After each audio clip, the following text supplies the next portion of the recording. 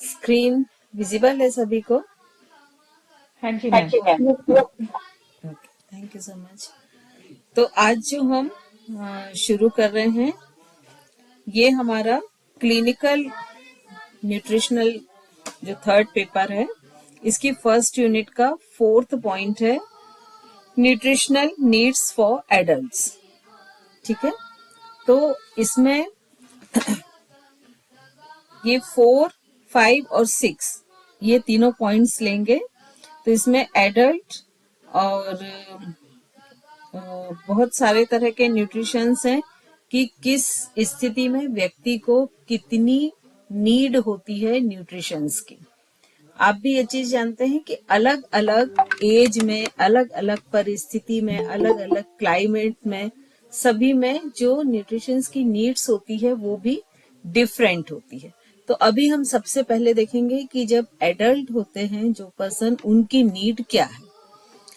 तो इसका जो एडल्ट पर्सन होते हैं उनमें मैक्रो और माइक्रो दोनों की ही आवश्यकता होती है। और मैक्रो में क्या क्या आता है, नीतू जी बताएंगे आप?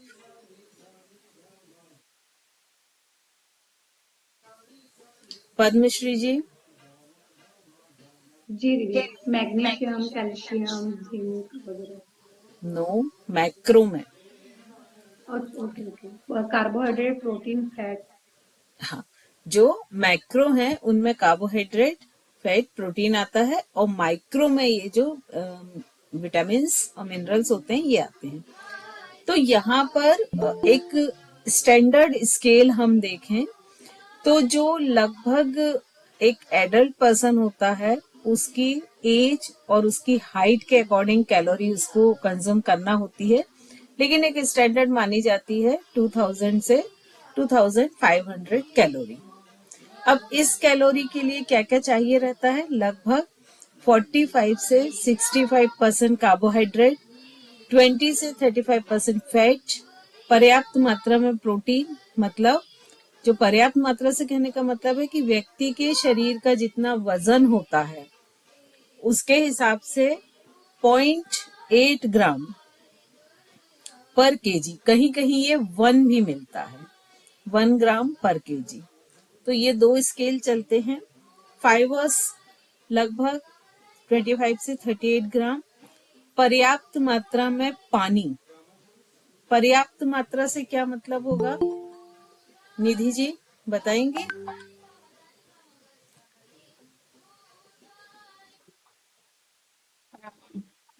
According to need. According to need, लेकिन हम कैसे पहचानें कि ये पर्याप्त हो गया है? क्योंकि 100% जब बाकी चीजें अलग अलग हैं, बॉडी टू बॉडी डिफर कर रही हैं, तो ये भी वेरिएंट होगा।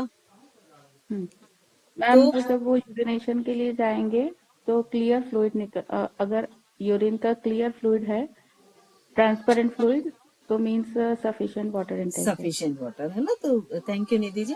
तो ये पर्याप्त पानी आप कंज्यूम कर रहे हैं कि नहीं कर रहे हैं, ये जानने का सबसे अच्छा तरीका है कि जब आप यूरिनेशन के लिए जाते हैं तो आप अपनी यूरिन को चेक करें कि वो क्या कलर है।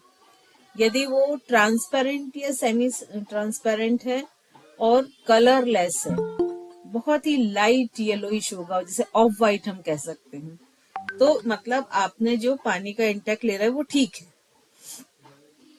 और यदि इन केस वो येलोइश तरफ की जा रही है तो इसका मतलब कि जो पानी का इंटेक आप ले रहे हैं वो कम है, उसको आपको बढ़ाने की जरूरत है। ठीक है, तो इस तरह से हम देखेंगे कि पर्याप्त मात्रा में पानी की क्या क्वांटिटी होनी चाहिए। फिर इसके अलावा चीनी, नमक और फैट का भी जो कंज्यूम करना है वो बहुत आवश्यक है, लेकिन उनकी मात्रा भी लिमिटेड हो। जो किस पे डिपेंड करेगी, उनकी एज पर, उनका जेंडर क्या है, उनकी एक्टिविटीज क्या है, उनकी हेल्थ पोजीशन क्या है, उस पर ये डिपेंड करेगी। अब अगर हम ये देखें कि अगर 2000 कैलोरी किसी व्यक्ति को कंज्यूम करना है, तो उसके हिसाब से लगभग उसका क्या चार्ट रहेगा, कार्बोहाइड्रेट 2 to 5 से 3 to 5 ग्राम, और मतलब कैलोरी का कितना परसेंट होगा, 45 से 65%। कार्ब्स में साबुत अनाज सब्जियां हमको प्राथमिकता देना है जब हम कार्बोहाइड्रेट लेते हैं। फिर फैट लगभग 44 से 77 ग्राम, मतलब कैलोरी का 20 से 35%। और अतृप्त बसा, मतलब जो फैट है वो अनसैचुरेटेड फैट लेना है हमको, और वो किस में प्रेजेंट होता है, एवोकाडो, मेवे, तेल, इन पर हमको ध्यान देना। फिर प्रोटीन लगभग 50 ग्राम, मतलब 2000 कैलोरी के लिए 50 ग्राम प्रोटीन सफिशिएंट हो जाता है, या 0.8 ग्राम पर किलोग्राम बॉडी के वेट के बराबर। और प्रोटीन की आवश्यकता क्यों होती है, रिपेयरिंग के लिए, हीलिंग के लिए, इन सब के लिए प्रोटीन की आवश्यकता होती है। तो यहाँ पर एक फूड पिरामिड दिया गया है कि ये इस तरह से हम अपने फूड को डिजाइन कर सकते हैं, या फूड जो डाइट चार्ट है वो हम बना सकते हैं। फिर अब इसमें जो माइक्रो न्यूट्रिएंट्स हैं, माइक्रो न्यूट्रिएंट में कैल्शियम जो विटामिन है और खनिज है। तो इसमें खनिज में कैल्शियम, विटामिन में विटामिन डी, लोहा, folate, folic acid, vitamin B12, vitamin C, potassium, sodium, ये सारी चीजें मस्ट हैं कि जो मिनरल और विटामिन में हमें अधिक आवश्यकता होती है। जैसे कैल्शियम जो है वो 1000 मिलीग्राम लगभग 19 से लेके 50 साल तक के लोगों के लिए, विटामिन डी लगभग 600 से 800 आयु 19 से 17 वर्ष के लिए। फिर जो आयरन है वो मेल्स में 8 मिलीग्राम और फीमेल में 18 मिलीग्राम 19 से 15 के लिए। ये मेरे ख्याल से 8 नहीं है, यहाँ भी 18 ही होना चाहिए पुरुषों में भी, क्योंकि इतना कम नहीं होगा मेरे ख्याल से। इसको कंफर्म एक बार कर लीजिएगा, मुझे थोड़ा डाउट लग रहा है। फिर फॉलेट और folic acid 400 microgram, vitamin B12 2.4 microgram, vitamin C 75 to 90 milligram, potassium लगभग 2600 से 4700 मिलीग्राम, सोडियम लगभग 2300 मिलीग्राम। तो इस तरह से ये मिनरल्स और विटामिन की जरूरत होती है। तो यदि आप अपनी प्लेट को प्लान कर रहे हैं कि आपकी प्लेट कैसी होनी चाहिए, तो उसमें क्या क्या चीजें होनी चाहिए, कंज्यूम आप क्या क्या करेंगे, fruits, vegetables, grains, protein food, dairy food. अब यहाँ पर बहुत सारी तरह की प्लेट्स भी बताई हैं जिनको आप देख सकते हैं और इसके अकॉर्डिंग अपनी प्लेट को डिजाइन कर सकते हैं। अब जो फाइबर और लिक्विड है, तो जो फाइबर है वो लगभग 25 ग्राम फीमेल्स के लिए और 38 ग्राम मेल्स के लिए। और जो वाटर है, वाटर इंटेक कितना होना चाहिए, लगभग 8 कप से अधिक पानी। और यदि इनके इस मौसम पे डिपेंड करता है, मान लीजिए गर्मी का मौसम है, आप कुछ ऐसा काम कर रहे हैं कि स्वेटिंग बहुत अधिक हो रही है, तब 100% इसकी जो पानी की क्वांटिटी है वो बढ़ जाएगी। अब आहार में जो आपके डाइट प्रिंसिपल हैं वो क्या है, फर्स्ट तो उसमें वैरायटी होना चाहिए कि फल, सब्जी, साबुत अनाज, दालें, कम वसा वाले प्रोटीन, डेयरी उत्पादक, ये सारी चीजें होनी चाहिए जिससे कि वो जो डाइट है वो बैलेंस डाइट की कैटेगरी में आए। फिर उसके लिमिट्स क्या होने चाहिए, उसमें जो आप शुगर ऐड कर रहे हैं या सैचुरेटेड फैट है या ट्रांस फैट है वो बहुत अधिक ना हो, अत्यधिक नमक ना हो, प्रोसेस्ड फूड बहुत अधिक ना हो, अल्कोहल ना हो, तो इन चीजों के लिमिटेशंस होने चाहिए। और फिर एज रिलेटेड नीड्स, तो जैसे जैसे उम्र बढ़ती है तो कैलोरी की आवश्यकता कम हो जाती है, और जो मसल्स हैं उनको बनाए रखने के लिए प्रोटीन की आवश्यकता बढ़ जाती है, तो उस समय प्रोटीन का इंटेक अधिक कर देना चाहिए। तो इधर पर एक टेबल दिया हुआ है कि जैसे एक से 12 साल तक 1000 से 1800 कैलोरी पर डे। टेबल पूरा नहीं दिख रहा। हाँ, वो शायद कट गया है पीपीटी में। 13 से 19 में 2000 से 2400 और 20 से 40 मतलब एडल्ट वाली रेंज लगभग यही आती है, तो इसमें 2000 से 2500 और 60 के ऊपर जब जाते हैं तो ये कैलोरी कम हो जाती है 1600 से 2000। अब इसी एडल्ट में भी दो कैटेगरी होती है, तो जो ओल्डर एडल्ट हैं उनके लिए हम देखेंगे। अभी हमने एडल्ट के लिए देखा, अब हम देखेंगे कि जो ओल्डर एडल्ट हैं उनको क्या खाने की किस तरह से पोषक तत्वों की आवश्यकता होती है। तो जब व्यक्ति ओल्डर एडल्ट मतलब 60 के ऊपर, तो जब इस समय क्या होता है कि उनकी मांसपेशियां, बोन्स, तो ये सारी चीजें जो है वो वीक होने लगती हैं। तो जो उनका भोजन है, उनके न्यूट्रिएंट्स हैं, वो डेंस फूड होने चाहिए, मतलब पोषक तत्वों से भरपूर, जैसे कि प्रोटीन बहुत अधिक हो, सब्जियां हो, साबुत अनाज हो, इसमें कुछ फोर्टिफाइड डेयरी प्रोडक्ट्स भी उनको दे सकते हैं कि जिसमें कैल्शियम, विटामिन डी और B12, फाइबर बहुत अधिक हो, उनका जो हाइड्रेट है वो प्रॉपर रहे, और जो एक्स्ट्रा शुगर है, सोडियम है और जो अनसैचुरेटेड फैट है वो कम कर दी जाए, और जो उनको जो भी बीमारियां हैं उसके अकॉर्डिंग उनकी डाइट जो है वो प्लान करनी चाहिए। तो अब इनके प्रमुख जो मेन न्यूट्रिएंट हैं और जो फूड सोर्स हैं वो क्या क्या है। प्रोटीन क्यों जरूरी है, क्योंकि मसल्स लॉस होने लगती हैं, मसल्स का धीरे धीरे क्षरण होने लगता है, तो मसल्स को बनाए रखने के लिए प्रोटीन बहुत आवश्यक है। और ये किस में मिलता है, समुद्री भोज्य पदार्थ, जितने भी मीट होते हैं, अंडे होते हैं, उसके अलावा यदि वेज में हम जाते हैं तो बीन्स में, दालों में, जितने भी तरह के ड्राई फ्रूट्स होते हैं और डेयरी प्रोडक्ट होते हैं, ये इन सब में प्रोटीन भरपूर मिल जाता है। फिर कैल्शियम और विटामिन डी, चूंकि बोन भी इस समय तक वीक होने लगती हैं तो उनको कैल्शियम और विटामिन डी पर विशेष ध्यान देना पड़ता है, जिससे बोन हेल्दी रहे। तो ये दोनों चीजें उन्हें किससे मिलेगा, उनको लो फैट मिल्क, योगर्ट या चीज, ऐसी चीजें देना चाहिए।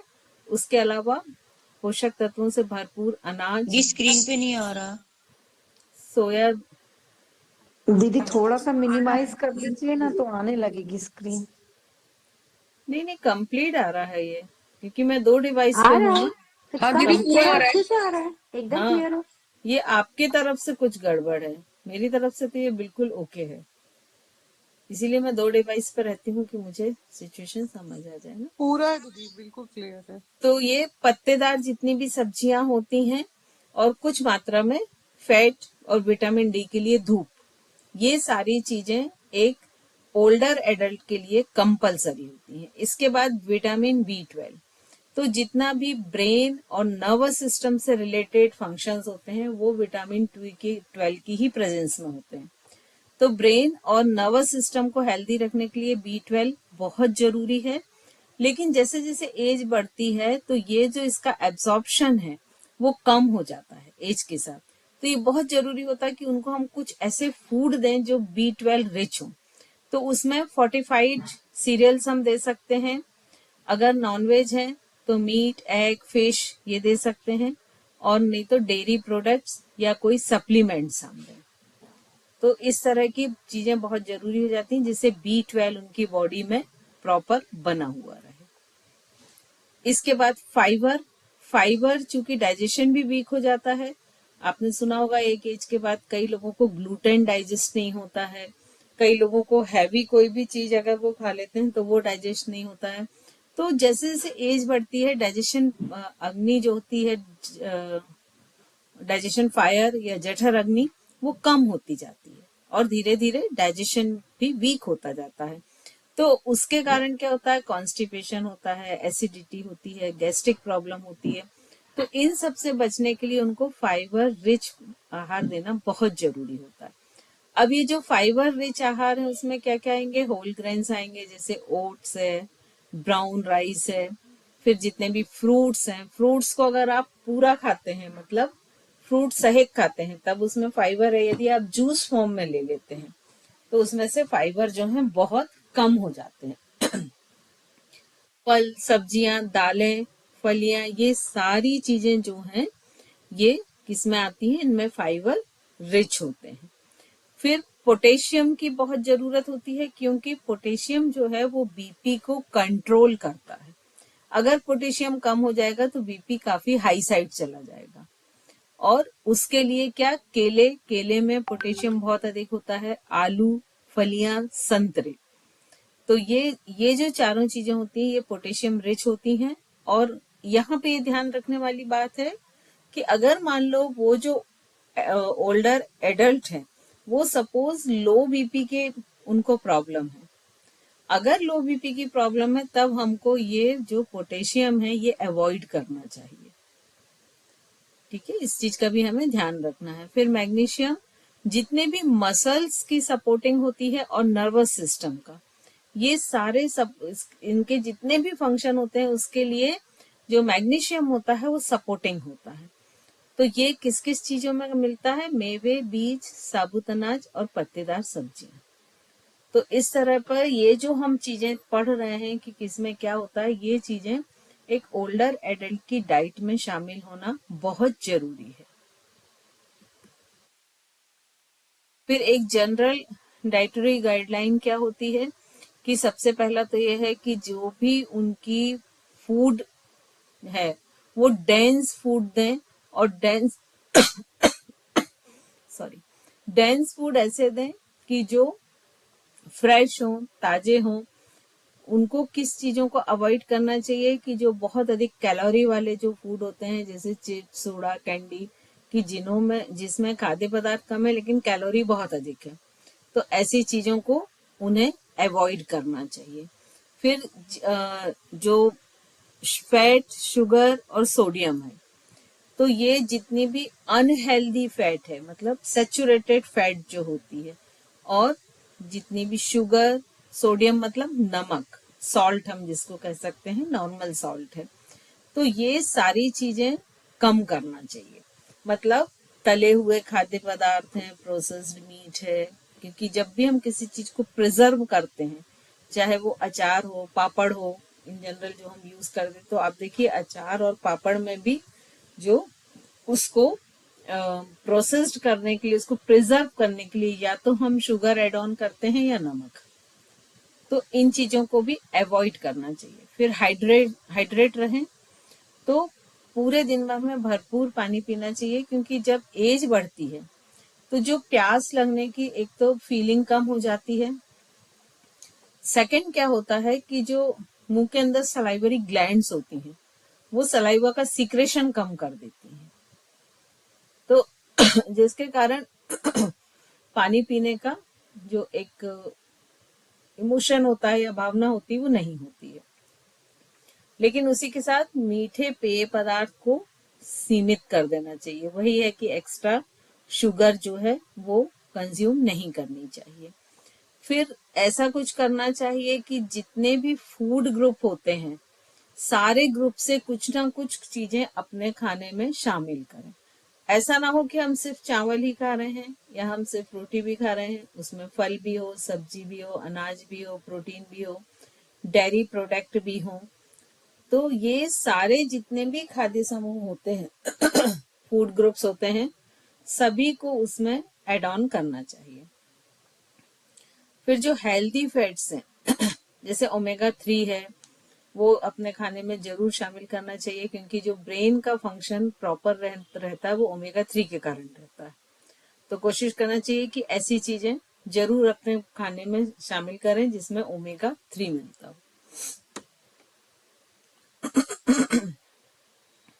तो उनका जो खाने का प्लान है वो किस तरह होना चाहिए कि प्रोटीन अधिक होना चाहिए, फिर उसके बाद में कम से कम फल, सब्जी ये होना चाहिए, बेरीज वगैरह बहुत फायदा करती हैं। फिर कुछ डेयरी प्रोडक्ट होना चाहिए, जैसे दही है, योगर्ट है, चीज है, पनीर है कुछ सीड्स भी हम ले सकते हैं क्योंकि सीड्स में ऑयल होता है जो एक एज के बाद जॉइंट्स में लुब्रिकेशन कम होता है उसको पूरा करता है।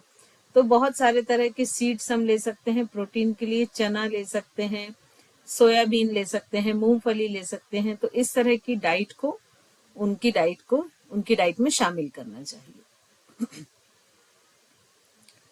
अब हम देखेंगे नीड्स फॉर गैरेटिक न्यूट्रिशंस। तो जो बहुत अधिक बुजुर्ग हैं, बहुत अधिक वृद्ध हैं जिनको हम कहते हैं, तो बहुत अधिक वृद्ध अवस्था मतलब अबव 80, तो उस समय कैसा भोजन होना चाहिए। तो ये एक लाइफ का साइकिल है कि सबसे पहले छोटा बच्चा, फिर एडल्ट होते हैं, फिर एक यंग होते हैं, फिर उसके बाद में ओल्डर में आते हैं और फिर गैरेटिक। तो ये पूरी एक साइकिल है लाइफ की। तो अब ये जो जीवन के कितने चरण होते हैं, ज्यादातर जीवन के जो चरण होते हैं वो होते हैं शैशव अवस्था, बचपन, किशोर अवस्था, वयस्कता और वृद्धावस्था। ये सारी जो है स्टेप्स लाइफ के माने गए हैं। और इसमें हर हर अवस्था में, हर स्टेज में जो डाइट है वो डिफरेंट होती है। किसी की भी डाइट जो है वो सेम नहीं हो सकती है। जैसे बच्चे हैं, उनका जो शरीर, उनकी जो भाव है वो बिल्कुल अलग रहेंगे, उनकी जो साइकोलॉजी है वो बिल्कुल अलग रहेगी। अगर वही बहुत अधिक बूढ़े हैं, अब 70 या 80, तो उनके जो इमोशंस हैं, उनकी जो जरूरतें हैं, उनकी जो फिजिकल स्टेटस है वो सारा डिफरेंट होगा। तो ये जो अवस्थाएं मानी गई हैं, इन अवस्थाओं में कोई भी अवस्था ऐसी नहीं है कि जो पांचों में अवस्थाओं में सेम कोई भी चीज लगे। जो हम बैलेंस डाइट का भी कॉन्सेप्ट लेते हैं, तो वो बैलेंस डाइट हर एक अवस्था के लिए डिफरेंट होगी। अब यहाँ पर जो कॉमन स्टेज दी गई है, तो सबसे पहले दी है प्रीनेटल डेवलपमेंट, मतलब जब कॉन्सेप्शंस होता है वहां से लेके बर्थ तक। तो उस समय जब गर्भ में बच्चा रहता है तो उसकी ग्रोथ कैसी हो, उसको माँ को उस समय क्या फूड दिया जाए, क्योंकि जो हम माँ को फूड देते हैं वही फूड वो बच्चा कंज्यूम कर रहा है गर्भावस्था, ड्यूरिंग प्रेगनेंसी। ठीक है, तो उस समय का जो डाइट प्लान होता है या उस समय की जो न्यूट्रिएंट्स की नीड्स होती है वो बिल्कुल ही अलग होती है। वहीं जब बच्चे का जन्म हो जाता है और वो एक बचपन या शैशव अवस्था में आ जाता है, तो जिसको हम जन्म से लेकर लगभग 3 साल तक की बात करते हैं, तो 3 साल तक उसमें बहुत तेजी से ग्रोथ होती है, उसका शारीरिक विकास बहुत तेजी से होता है। वो उसी समय बैठना सीखता है, स्क्रॉल करना सीखता है, खड़ा होना सीखता है, चलना सीखता है, बहुत सारी शब्दों को सीखता है, बहुत सारे एक्शन सीखता है। तो उस समय जब उसका शारीरिक और मानसिक बहुत तीव्र विकास होता रहता है, तो उस समय की डाइट जो है वो बहुत अधिक न्यूट्रिशियस होनी चाहिए। उसमें प्रोटीन अधिक होना चाहिए क्योंकि ग्रोथ अधिक हो रही है। वाटर इंटेक प्रॉपर होना चाहिए, B12 कंप्लीट होना चाहिए क्योंकि उसका ब्रेन और उसका नर्वस सिस्टम भी डेवलप हो रहा है। तो इस तरह से हमको ध्यान रखना चाहिए। फिर उसकी जो अर्ली चाइल्डहुड है वो 3 से 6 साल तक मानी जाती है। उस समय वो बहुत चंचल होता है और उसमें बहुत सारे सोशल स्किल्स डेवलप होते हैं।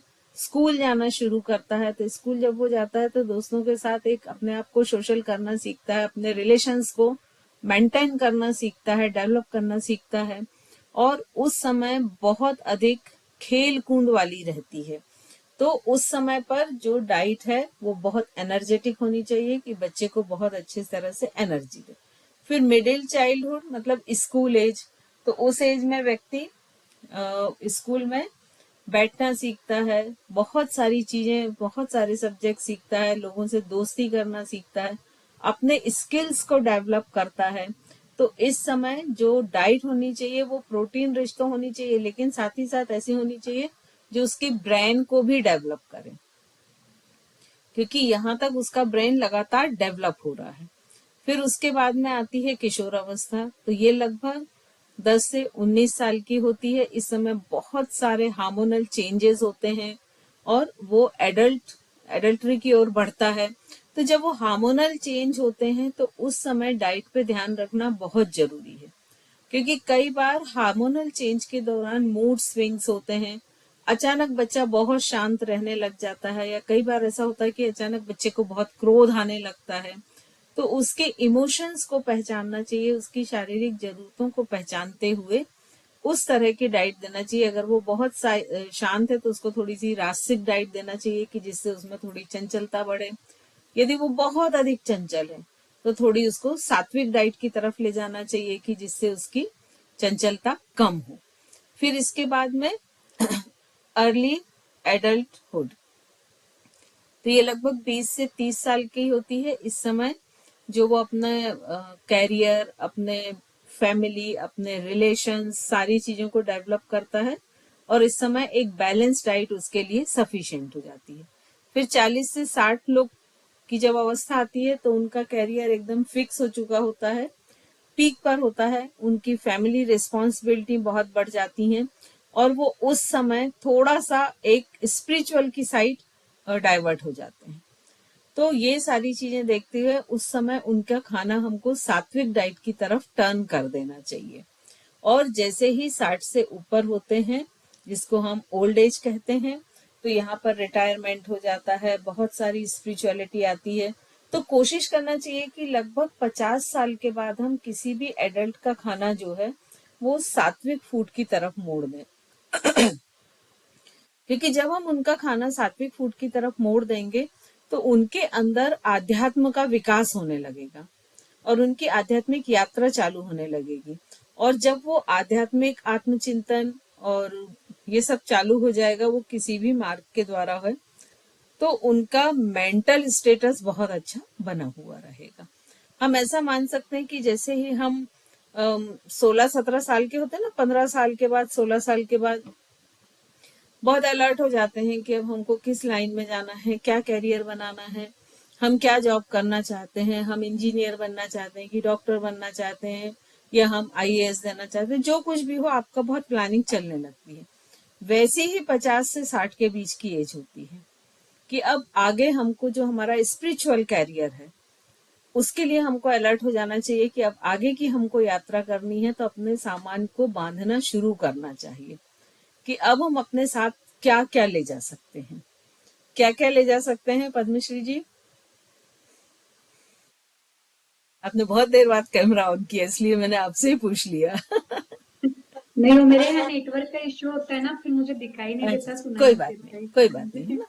तो हमें क्या करना चाहिए, हम अपने साथ क्या क्या ले जा सकते हैं? अपना ज्ञान ले जा सकते हैं, आपका जो व्यवहार है दूसरों के प्रति वो आप ले जा सकते हैं कि बाद में भी व्यक्ति याद कर रहा कि हाँ वो व्यक्ति था। आपकी जो काइंडनेस है, आपकी जो मैत्री, करुणा, मुदिता, उपेक्षा जो हमने पढ़ी है, वो आप जो है अपने साथ ले जा सकते हैं। तो आपके पास ज्ञान और आपके जो ये मैत्री, मुदिता, उपेक्षा, इन्हीं को आप सिर्फ साथ ले जा सकते हो। बाकी तो और कोई चीज आप साथ में लेके नहीं जा सकते हैं। तो कोशिश करना चाहिए कि जैसे ही हम 50 साल से ऊपर होते हैं तो हम इनका संग्रह करना शुरू कर दें। इनका संग्रह कैसे होगा कि हर व्यक्ति के प्रति एक करुणा भाव को रखें। उस समय हम ये जो जस्टिफिकेशन देते हैं और मोहवश जो काम करते हैं वो छोड़ दें। हमारे नजरों में सब समानता की भावना आ जाए कि अगर मान लो 4 बच्चे हमारे सामने खड़े हैं, चाहे उसमें एक हमारा अपना ही क्यों ना हो, लेकिन वो चारों मेरे लिए समान है। अगर मुझे अपना पैसा बहुत प्रिय है और मैं नहीं चाहती कि उसको बिल्कुल भी किसी भी तरह से उसका अननेसेसरी मिस यूज हो, तो दूसरों का भी उतना ही ध्यान रखना है ना। जैसे फॉर एग्जाम्पल कि जब हम घर में रहते हैं तो हम कितना ध्यान रखते हैं कि भाई अभी हम यहाँ नहीं है, एसी ऑफ कर दो, अननेसेसरी इलेक्ट्रिसिटी बिल बढ़ेगा।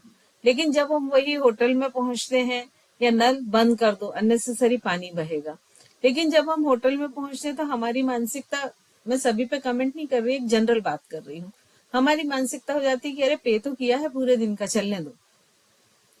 वो नहीं होनी चाहिए, हमारी समभाव की स्थिति होनी चाहिए।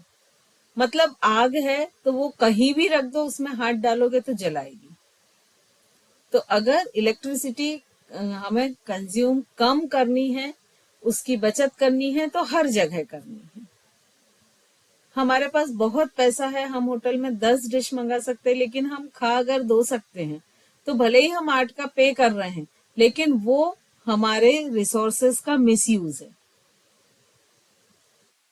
उसको हम अगर छोड़ रहे हैं तो ये जो छोटी छोटी बातें हैं, इनको हमें ध्यान में रखना चाहिए। और जितना अवेयर हम अपने बाह्य जगत के कैरियर के लिए होते कि हमको क्या पैकेज मिलेगा, हमको किस लाइन में जाना है, हमको किस पोस्ट पे जाना, उतना ही अवेयरनेस आपको 50 के बाद अपने स्पिरिचुअल कैरियर में होनी चाहिए। अगर अभी मैं आपको बोलूं कि आपको अगले मंथ 1 महीने के लिए कहीं जाना है, सपोज, है ना, आपको मान लो 1 महीने का ट्रिप है कोई, तो आप क्या करोगे, 15 दिन पहले से तैयारी शुरू कर दोगे।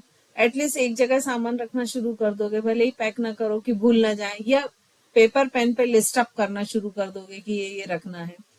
तो वो जो तैयारी है, वो ये परफेक्ट समय होता है जब हमें करना चाहिए।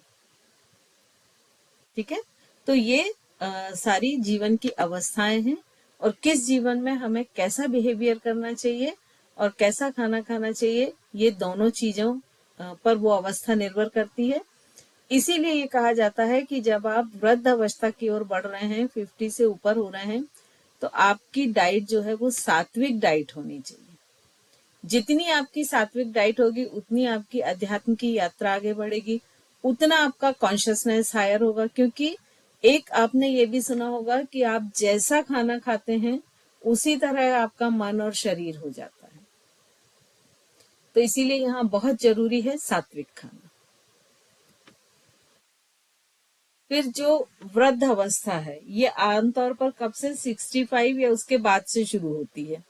और अगर बहुत अधिक बोलें कि हम बहुत अधिक जर्जर वृद्ध अवस्था, तो वो 80 के ऊपर चली जाती है।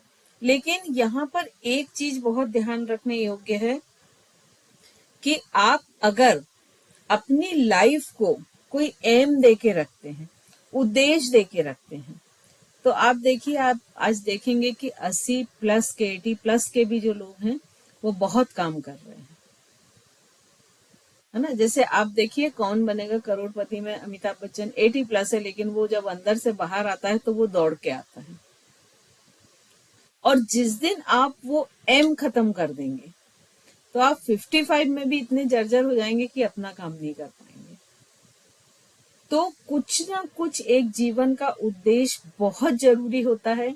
जिस दिन आपकी आंखों के सामने आपका उद्देश्य नहीं रहेगा, सही उस दिन से आप अपने लाइफ से गिव अप कर देंगे और वृद्धावस्था की ओर चले जाएंगे। और यदि आपका उद्देश्य कि नहीं, अभी तो मुझे, वो जरूरी नहीं कि जॉब ही करना है, ऐसा कोई जरूरी नहीं। जरूरी ये हो सकता आप सोचें कि नहीं, मुझे तो अभी 3 बुक लिखना है, अभी काम करना है, नहीं मुझे तो अभी इतने बच्चों को और पढ़ाना है। कोई भी हो सकता है, जो आपकी हॉबी हो, उस हॉबी पर वो हो सकता है।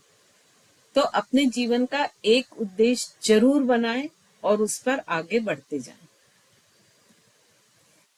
इस समय जो अवस्था होती है वृद्ध अवस्था, तो ये 65 से लगभग शुरू हो जाती है।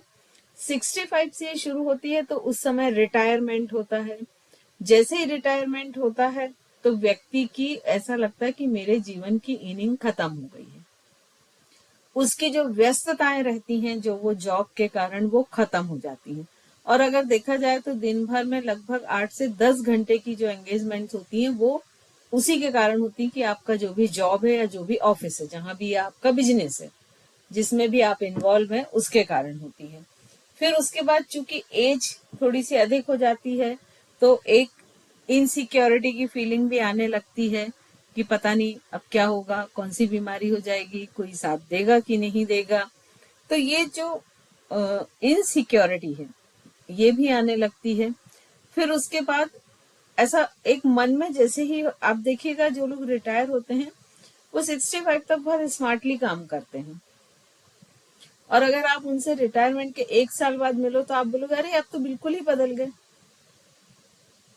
तो उसका रीजन सिर्फ ये होता है कि 65 तक उनके सामने एम था कि उनको ऑफिस जाना है या दुकान जाना या कहीं भी जाना, और वो जैसे ही खत्म हुआ, तो शरीर ने भी साथ देना छोड़ दिया। तो यहाँ पर जो है ये बहुत जरूरी है कि एक फाइनेंशियल एक प्लान बना के पहले से रखें, जिससे आप फाइनेंशियल स्ट्रांग रहें हमेशा। और फाइनेंशियल स्ट्रांग रहने से इनसिक्योरिटी की फीलिंग कम होती है। आप कभी भी इमेजिन करिए, यदि आप घर के बाहर निकलते और आप बिना 1 रुपए लिए निकल गए, तो मान लो आप 2 घंटे को बाहर गए, तो 2 घंटे में 10 बार आपके दिमाग में आ जाएगा कि आज पैसे साथ में नहीं लाए हैं, जरूरत ना पड़ जाए, भले ही ना पड़े। तो फाइनेंस से हमारी जो फ्यूचर सिक्योरिटी होती है वो जुड़ी हुई होती है। तो कोशिश करना चाहिए कि हमको 65 तक अपना जो फाइनेंशियल स्टेटस है वो प्रॉपर ऐसा कर लेना चाहिए कि आपको फाइनेंस की कमी ना हो। और उसके बाद जब 80-90 पर आते हैं, तो वहां पर आपको जितने भी स्पेशलिस्ट होते हैं, जो भी प्रॉब्लम होती है, उन सब का प्रॉपर देखभाल करनी चाहिए, प्रॉपर उन स्पेशलिस्ट को दिखाना चाहिए जो भी प्रॉब्लम हो रही है। फिर जब 60 से 70 होते हैं, तो उस समय हम काफी एक्टिव होते हैं। और रिटायरमेंट के बाद एक ये भी होता है, जैसे मान लीजिए किसी का जो पोस्ट है वो बहुत पावरफुल है और अचानक दूसरे दिन से ऐसा लगता है कि वो पावर खत्म हो गया, तो वो भी एक कमी महसूस होती है। फिर उसके बाद में 70 से 80 में बहुत सारी फिजिकल मेंटल चैलेंजेस बढ़ जाते हैं, वीकनेस बहुत आ जाती है। वीकनेस के कारण बहुत सारे एक्सीडेंट के चांसेस बढ़ जाते हैं, बोन मसल्स बहुत कमजोर हो जाती हैं। और जो 80 से प्लस होते हैं वो बहुत अधिक संवेदनशील हो जाते हैं, उनके जो फिजिकल मेंटल जो है वो पूरी तरह से डाउनफॉल हो चुका होता है, और उनको बहुत जरूरत होती है कि रेगुलर उनकी देखभाल की जाए, उनका हेल्थ चेकअप किया जाए और उनके हेल्थ के अकॉर्डिंग उनको ट्रीट किया जाए और उनकी हेल्थ के अकॉर्डिंग ही उनको डाइट दी जाए। अब जो फिजिकल और जो कॉग्निटिव चैलेंजेस हैं वो क्या होते हैं?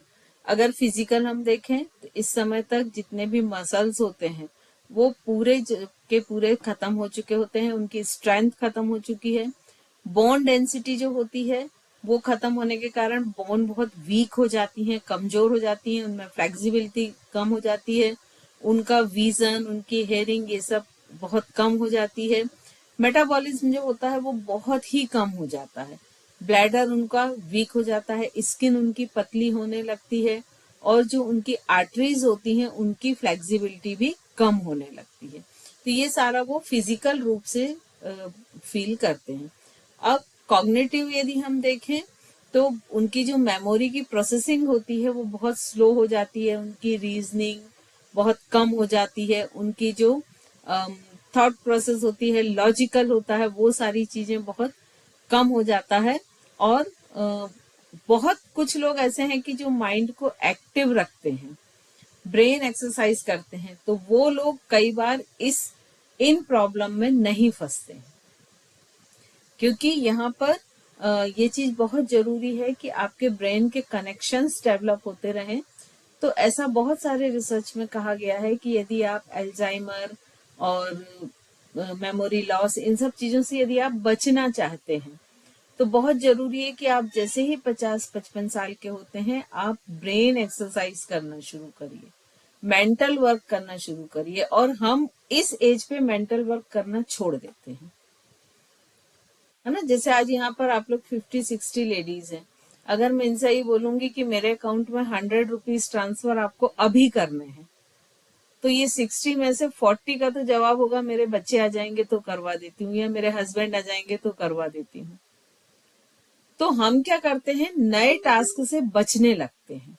नहीं दीदी, इसमें एक रीजन ये भी है कि हस्बैंड अगर ऑनलाइन अकाउंट ना दे तो आप कैसे करोगे? नहीं तो आप अपना बनाओ ना, आपका अकाउंट है, आपका उसमें अधिकार है, उसमें कोई देता नहीं है।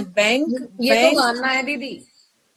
बैंक जिसका, ये आपकी अवेयरनेस है कि आप कितने अपने एग्जिस्टेंस के लिए अवेयर हैं, है ना। ठीक है, अकाउंट नहीं दे, मान लीजिए रेलवे का हम रिजर्वेशन बोले, अगर मैं बोलूं कि आप लोग एक टिकट सब बुक कर लो इस दिन की, तो रिजर्वेशन के लिए भी आपका यही आंसर होगा। मेरे कहने का मतलब ये नहीं है कि अकाउंट आप ऑपरेट नहीं, मेरे कहने का मतलब ये कि हम नई चीज सीखने से बचने लगते हैं कि कौन उससे उसके उसमें पढ़े, कौन इतना सारा पढ़े, किसी से करवा लेते हैं। और यही जो हमारी हैबिट होती है ये हमारे ब्रेन को वीक करती जाती है। तो इस समय बहुत जरूरी है कि एक तो मैग्नीशियम हम सफिशिएंट लें जिससे हमारा ब्रेन प्रॉपर रूप से चलता रहे, और दूसरा हम नई एक्टिविटी सीखें। इस समय बहुत जरूरी होता है कि हम नए स्किल सीखें, नई लैंग्वेज सीखें, नया कोई इंस्ट्रूमेंट प्ले करना सीखें। तो ये जो नई चीज सीखते हैं ना वो हमारे ब्रेन की एक्सरसाइज होती है और वो हमारे ब्रेन को लंबे समय तक हेल्दी बना के रखती है। ठीक है, तो ये चीजों का जरूर ध्यान रखें।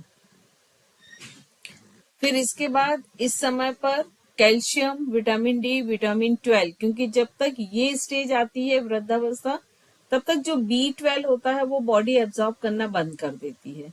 तो कैल्शियम, विटामिन डी, विटामिन 12 इनको बहुत ही अधिक ध्यान रखना चाहिए कि इनकी कमी ना हो, और उनके मसल्स का जो लॉस हो रहा है, जो मसल्स धीरे धीरे कम हो रही हैं, वो मसल्स लॉस कितनी हो रही हैं, किस मात्रा में हो रही है, इस चीज का भी विशेष ध्यान रखना चाहिए।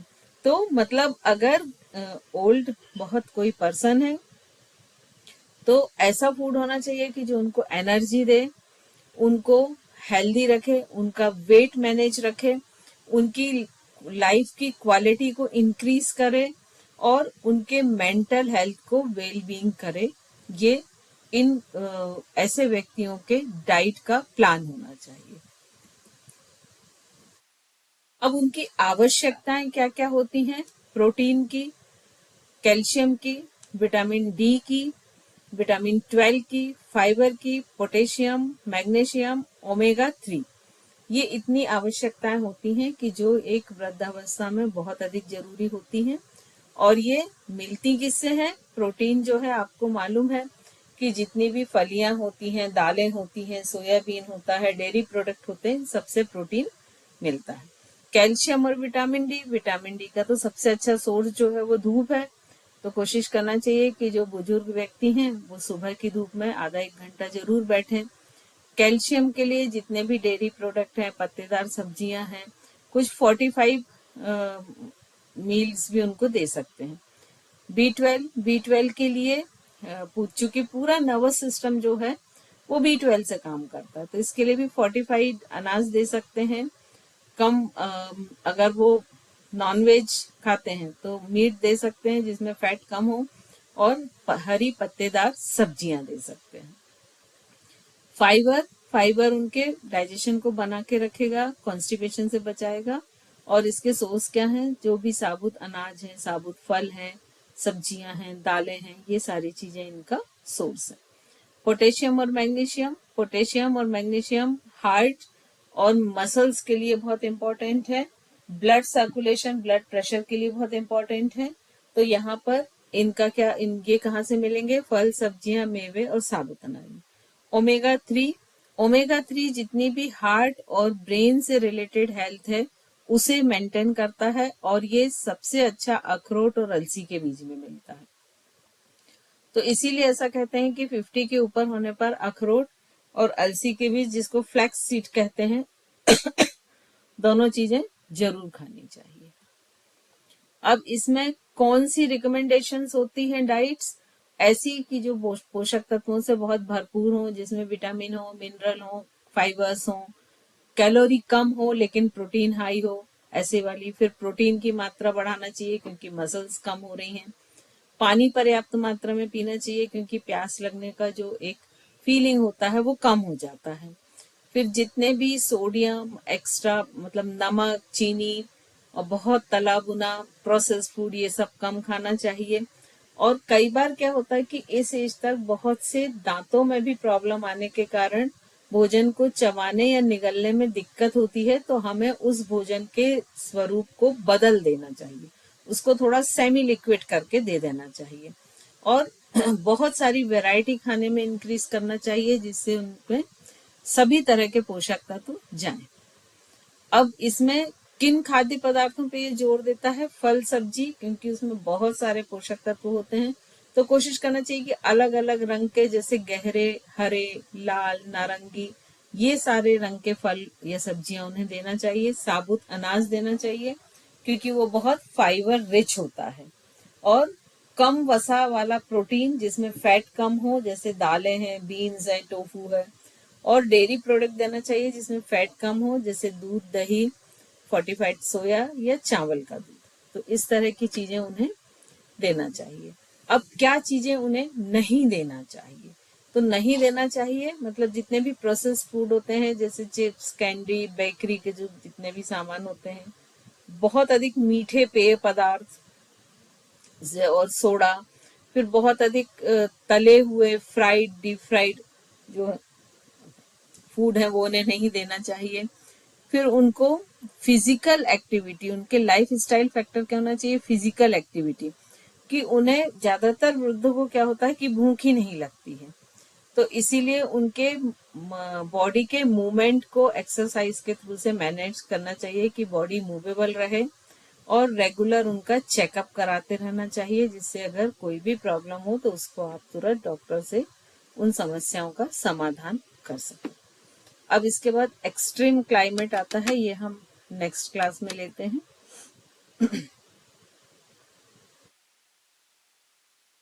दीदी फर्स्ट स्लाइड बता दीजिए, first second slide. First second slide एक मिनट।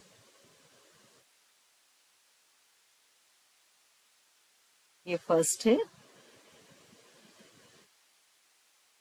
सेकंड,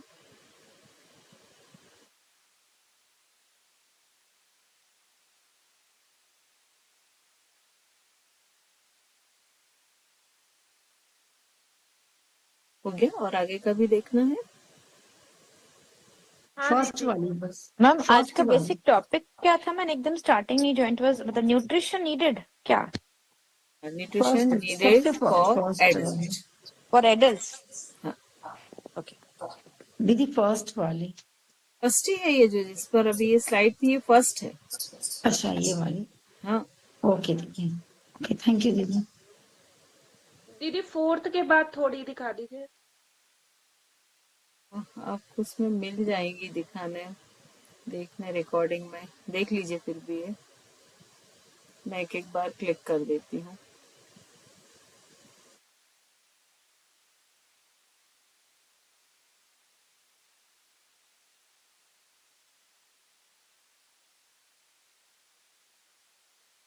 ठीक है, थैंक यू दीदी। वेलकम।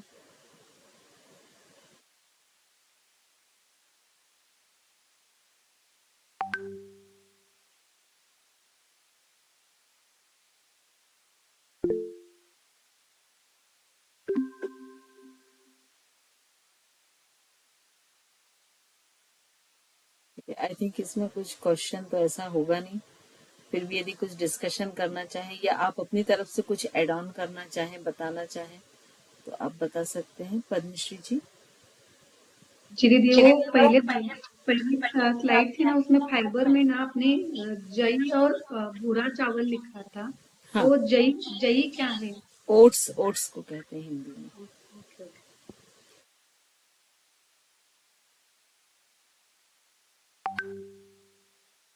और अगर किसी को कोई डाउट नहीं है तो फिर हम यहाँ क्लास समाप्त करें, या कोई अपनी तरह से बोलना चाहे तो भी बोल सकते हैं उसमें।